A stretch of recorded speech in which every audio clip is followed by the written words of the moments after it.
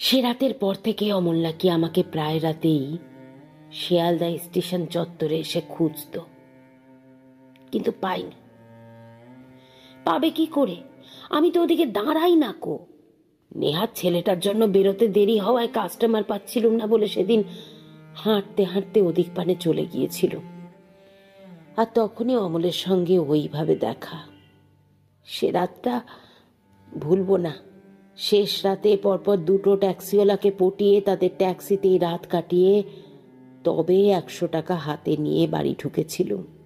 সেবার ছেলেটাকেও খুব কষ্ট করে জমের মুখ থেকে ফিরিয়ে এনেছিল। সকালবেলা ওষুধের দোকানে গিয়ে ওদের স্টক রুমেই আধবুড়ো দোকানদারটাকে ফ্রিতে সার্ভিস দিয়ে তবে ডাক্তারের লেখা সব ওষুধগুলো পেয়েছিল। মন মেরে এই কাজগুলো করতে হয়েছিল। তোমরা ভাববে গতর বেচা মেয়ের আবার এসব কাজের মধ্যে মন আসবে কেন? আসে গো, আসে। হ্যাঁ, আমরা গতর বেচে টাকা রোজগার করি, এটা আমাদের কাজ। আর সেই টাকা দিয়েই আমরা সংসার খরচ, বাড়ি ভাড়া, অসুখ বিসুখের খরচ কিংবা জীবনের শখ আহ্লাদ সব মেটাই। কিন্তু গতর আমরা মাগনায় বিলই না। এতে আমাদের রোজগারকে অসম্মান করা হয়। যেমনটা তুমি তোমার কাজকে মাগনায় বিলো না, তেমনি আমরাও। এবার বলবে সেই তো গতর বেচা টাকাতেই ওষুধ কিনতি, তাহলে আর এতেই বা দোষ কি? ফ্রিতে সার্ভিস দিলি, আবার ফ্রিতেই ওষুধ পেলি। কিন্তু না, দোষ আছে। এই যে তুমি তো মাস্টার, তুমি কি কোনো ওষুধের দোকানের মালিকের ছেলেকে ফ্রিতে পড়িয়ে ফ্রিতে ওষুধ নেবে? নেবে না। আর এই যে ডাক্তারবাবু, ফ্রিতে প্রমোটারের বাড়িতে চিকিৎসা করলে কি প্রমোটার তোমাকে ফ্রিতে একখান ফ্ল্যাট উপহার দেবে? সেও দেবে না।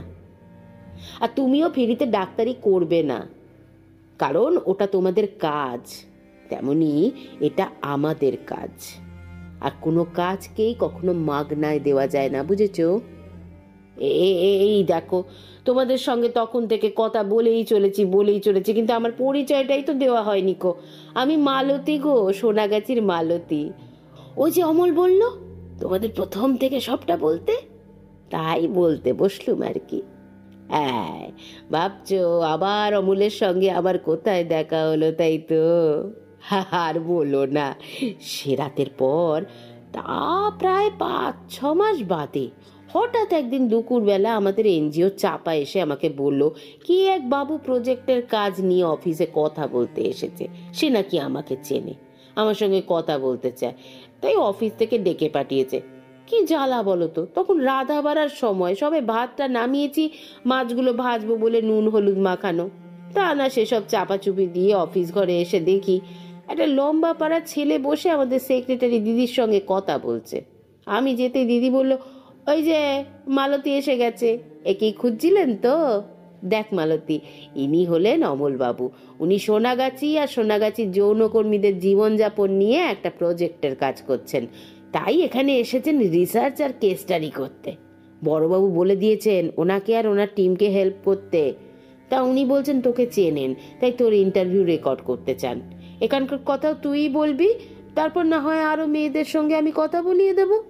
বুঝলুম, বড়বাবু মানে শ্যামপুকুর থানার ওসি সাহেব বলেছেন। এদিকে ছেলেটা আমার দিকে হাঁ করেছে। আমি তো চিনতেই পারিনি। কি করে পারবো? রোজ কত কত কাস্টমার নিয়ে নাড়াঘাটা আমাদের।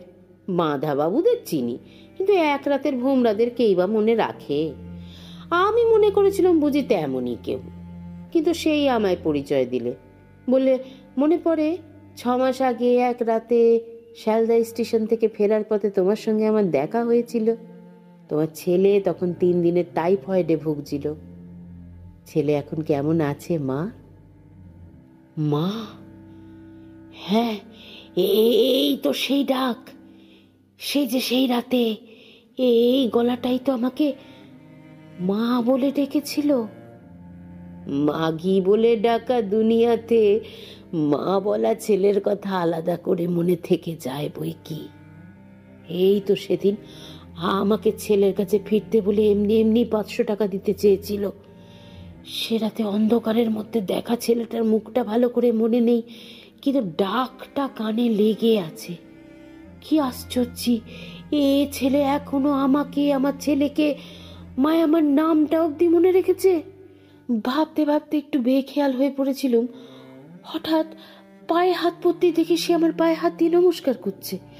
আমি তো আরে আরে এ কি করো বলতে বলতে ছিটকে এক হাত দূর। অমল বললে, বাহ রে, এতদিন পর দেখা, আর ছেলে মাকে প্রণাম করবে না?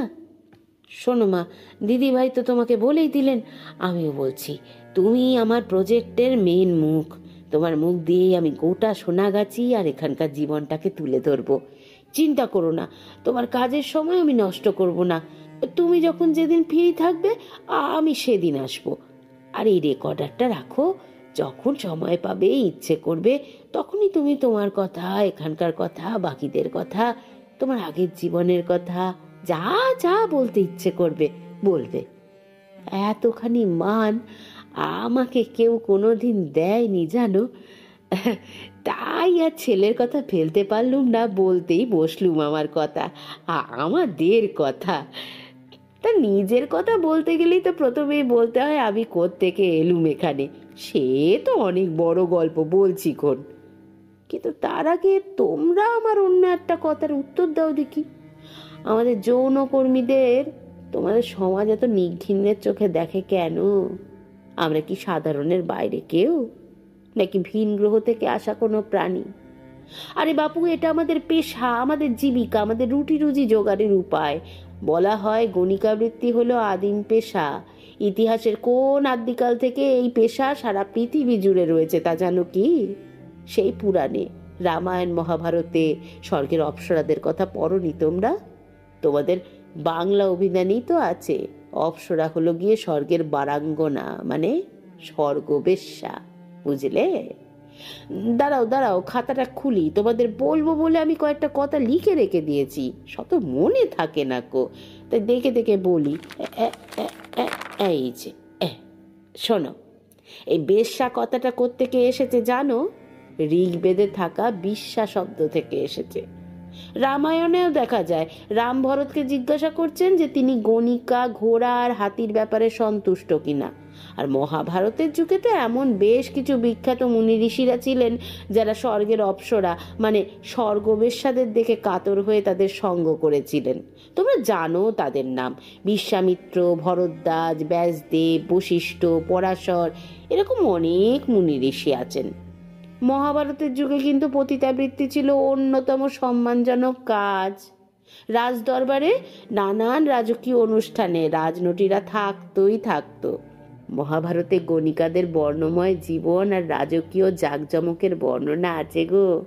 যেমন উদ্যোগ পর্বে কৌরব পক্ষের বেশ্যাদের কাছে যুধিষ্ঠির শুভেচ্ছা বার্তা পাঠান। আবার কৌরব সভায় শ্রীকৃষ্ণ যখন শান্তির দূত হয়ে আসেন, তখন তাকে অভ্যর্থনা জানান গণিকারা। মহাভারতে তো বলাই হয়েছে, একজন বেশ্যা ভালো স্বভাবের হলে উচ্চতর জীবনে পুনর্জন্ম লাভ করতে পারে। বৌদ্ধ ধর্মেরও একই রকম মত এই পেশা নিয়ে। ডক্টর অতুল সুরের একটা বই আছে না, দেবলোকের যৌন জীবন, তাতে তিনি লিখেছেন মৈথুন ধর্মটাই সেকালে সনাতন ধর্ম ছিল। উনি কিন্তু খুব বড় প্রত্নতত্ত্ববিদ আর নৃতত্ত্ববিদও। তাহলেই বলো, এত সনাতনী পেশাকে বেছে কি অন্যায়টা করেছি? বলি, চুরি ডাকাতি ছিনতাই কিংবা খুনোখুনি করে তো আর সমাজের ক্ষতি করছি না। বরং আমরা আছি বলি সমাজের অনেক কালো দিক ঢাকা থাকে বিভিন্ন বইপত্রে, সিনেমাতে। তাই দেখবে আমাদের শিবের মতো নীলকণ্ঠ বলা হয়, কারণ আমরা এ সমাজের বিষটুকু পান করি বলেই এখানে সবাই সভ্য ভদ্রভাবে জীবনযাপন করতে পারে, বুঝেছ? তাই আমি আর এখানকার সব মেয়েরা মাথা উঁচু করেই বলি, হ্যাঁ, আমি একজন পেশাদার যৌনকর্মী, আর এটাই আমার পরিচয়। নিশ্চয়ই খুব কৌতূহল হচ্ছে যে সোনাগাছির মালতী পতিতাবৃত্তির ইতিহাস সম্পর্কে, ওদের নিয়ে লেখা বইয়ের সম্পর্কে এত কথা জানল কি করে? সে কথাই শুনবেন পরের পর্বে।